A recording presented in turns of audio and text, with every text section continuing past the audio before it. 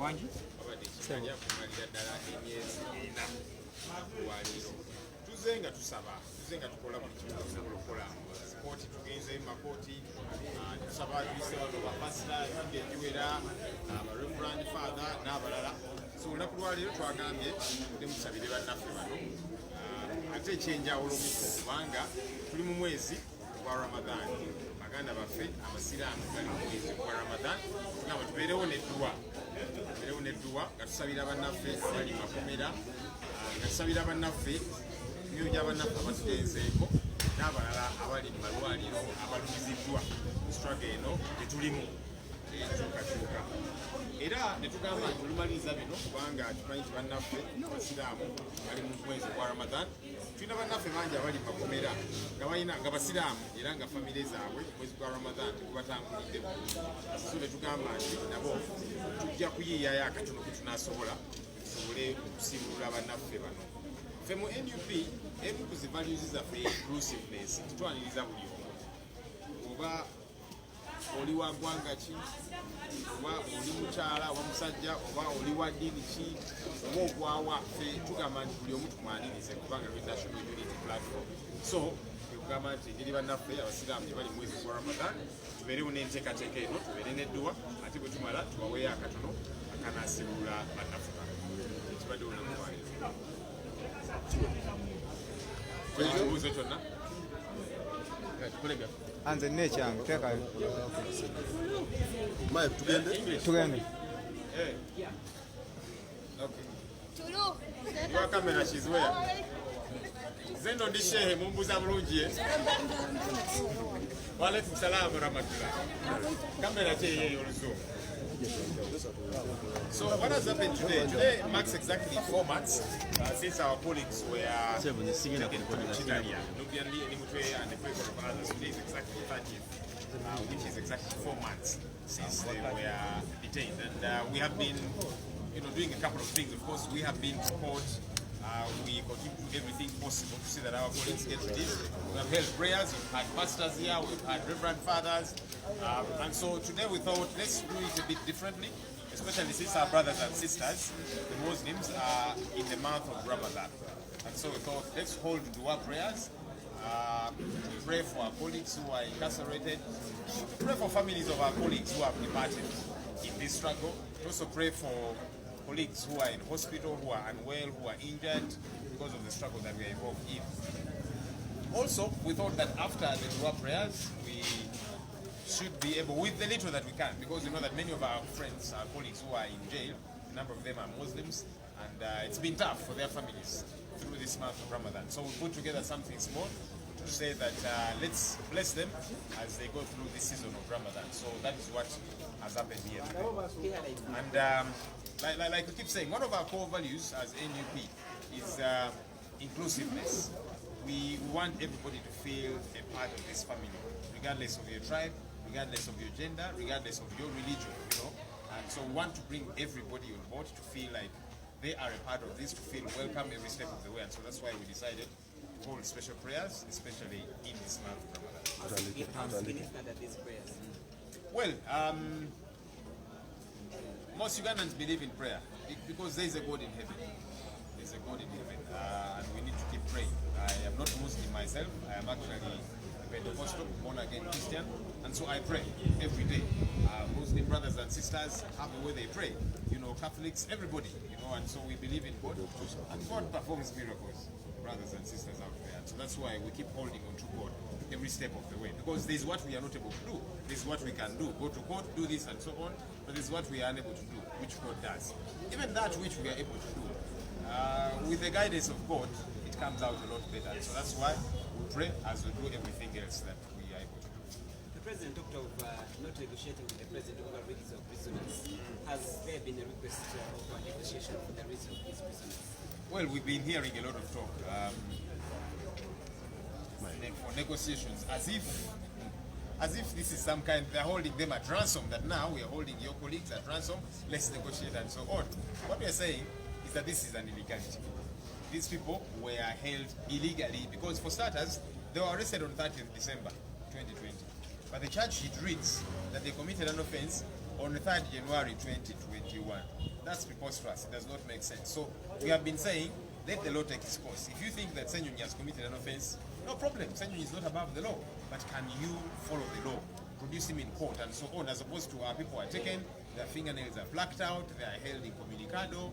All these illegalities that are being committed are wrong, and that's the point. Last time for me, let's talk about, I've seen a letter somewhere where you wrote to DP regarding a meeting over the election of the new leaders. Did you write the letter? On that letter, what are you seeking and why this time? Well, we have written to several political parties, what we call the forces of change. We have written to the FDC, to ANT, to DP, and DREMA, and the idea is for that comradeship to remain. You remember we had an arrangement, a working understanding as we went into the elections. Yes, we're not able to front a joint presidential candidate, but we said we are all interested in change. So let's see how we can work together, protect the votes together, and so on. So the comradeship does not end with the election. We are still in this struggle. We still want to see that our country gets liberated, and that's why we are still at it. And so we've written to them. They have given us feedback, so we shall be meeting them to touch base, to share ideas, how we can be able to transcend the challenges that we are going through as a country. What new thing do you look for to achieve in these meetings, other than what you failed to achieve in the previous meetings that you have failed to produce one single candidate? Those meetings have been there and they have not been fruitful. What new things are you looking at? I think an understanding like this should not be narrowed to just a joint candidate. You know, there's a lot bigger things. The joint presidential candidate is good if we're able to have one. We are not able to, unfortunately. But that doesn't mean we cannot operate as comrades. That does not mean that we cannot do a couple of things together. Just like I've told you, we had an understanding to protect our vote in unison, even though we had different candidates. And so we keep engaging because, see, at the end of the day, all these political parties, the forces of change, are interested in change. What you're interested in is the same thing, and so we hope that we can be able to pursue this thing together. Okay. Talk about Ghana. What's about the data, then about the what new thing? Just those two things. Well, twawandiikidde ebibiina binnaffe ebiri mu lutabaalo lwe tulimu banankyukakyuka bannaffe twawandikira FDC, ANT, DP n'abalala nga tugamba nti tufune engeri gisobola okuwayamuko era ne batwanukula ne batuwa ennaku tujja tuula nabo twayemuko kubanga ffenna twagala nkyukakyuka tuli baluganda tulina enkula ey'owase Buganda tujjukira twali mu kalulu olwawo tutasobola kufuna joint candidate naye ne tugamba nti kale tewali buzibu buli mwalina candidate we naye tulabe engeri gyetuyinza okukolaganira awamu akalulu tukakuuma awamu era twagezaako mu ngeri yonna so akalulu enkolagano eno ey'obwase Luganda tutwagateekome n'akalulu tugamba nti olwawo akalulu kawedde naye tukyali mu lutabaalo twagala nkyukakyuka tulina okukikola ffenna awamu kiba kirungi nga tukikoze ffenna awamu kubanga gali awamu egaluma ennyama so yenteekateeka eyo. Okay, Joel, soko tubulireko ku mbeera Honorable Wekawempe gy'alimu tuba tutandikira ali mu mbeera ki twalaba mu mutikka ku nnyonyi mumutwala UK ki ekyagaana ekyamutuse mutwala ku nnyonyi? Well, omubaka waffe ow'ekitiibwa Honorable Muhammed'S Ssegirinya omubaka omulonde owa Kawempe North nga bwe mwalaba yali yeekalakaasa mu ddembe nga yeekalakaasa ku lw'abannaffe abali mu bukomyo edi mutundani magiki n'abalala bangi gagamba nedda abantu bano bakwatidde bwereere tubate nga bwe tuze tukyogerako era mu kwekalakaasa kuno ne bamukwata poliisi n'amagye bamuyisa bubi bwali mu kaduukulu eyo gye yasula kubanga abantu bano munnange oluusi beeyisanga bantu nsolo bakwata ne bakuba bamegga ne baluma so bamukubakuba bamuyisa bubi yagenda ekitalya ng'olwede alumizibwa ate munnange embeera eziri ekitalya eddagala eriri ekitalya panado yekka so kakati wowe olwadde bakubye naki weetaaga obujjanjabi oluusi n'okulongoosa panado aba talina kyamaanyi kyekola so omubaka waffe ono embeera neeyongera okwononeka kubanga ekitalya teri bujjanjabi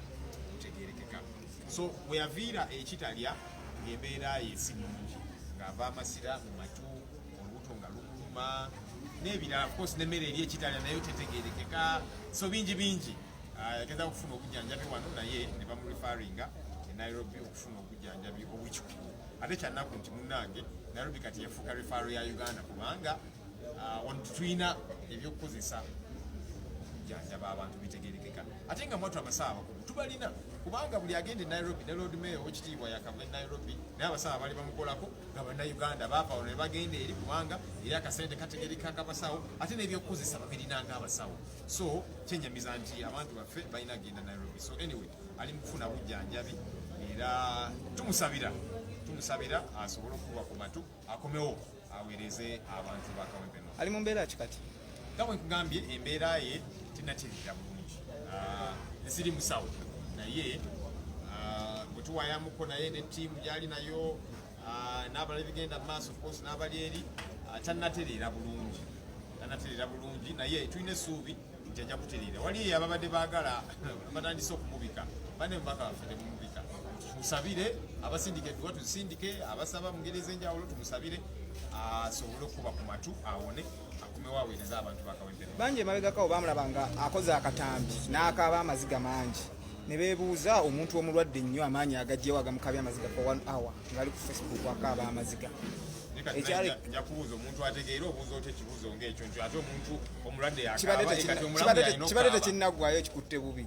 Mbadde nja kubuuza nti mwagezaako okumubuuza ku ki ekyali kimukaabya okutuuka ogamba nti ofiisi mugiretwale mundekere obulamu. Omuntu munaye bw'abanga mulwadde abeera n'obulumi ogenda mu malwaliro owulira ebiwoobe onaakaaba kino biki bali bubi bwe bityo so bulumi nga bwe bumukaabya naye nga bwe tugambye katumusabire munnaffe asobole okuwona akomewo aweereza abantu ba Kawempe North. Nsabayo ka 1-on-1. Asante sana.